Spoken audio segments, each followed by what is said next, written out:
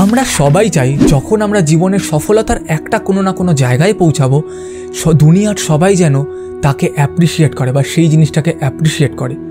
সেরকম হাজার শেষ নাগের মধ্যে দুনিয়ার পালনকর্তা যিনি আপনার গুণগান গাইছেন, অর্থাৎ তিনি বলছেন সহজ বদন তোমারে যশ গাবই, এটার মানে পুরো ইউনিভার্স আপনার গুণগান গাইছে। এর থেকে বড় ভ্যালিডেশন আর কি হতে পারে, এর থেকে বড় অ্যাপ্রিসিয়েশন আর কি হতে পারে।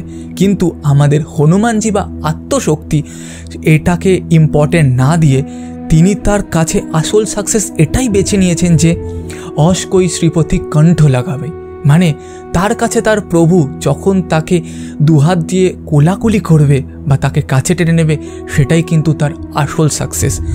রাতে যখন আমরা সব কাজ সেরে ঘুমাতে যাই, তখন আমাদের ভেতরে আত্মশক্তি বা আত্মাকে যেন তৃপ্ত করতে পারি, যেন বলতে পারি হ্যাঁ আজকে সারাদিনে যে কাজটা করেছি সেটা সঠিকভাবে করেছি, সেটা মন দিয়ে করেছি।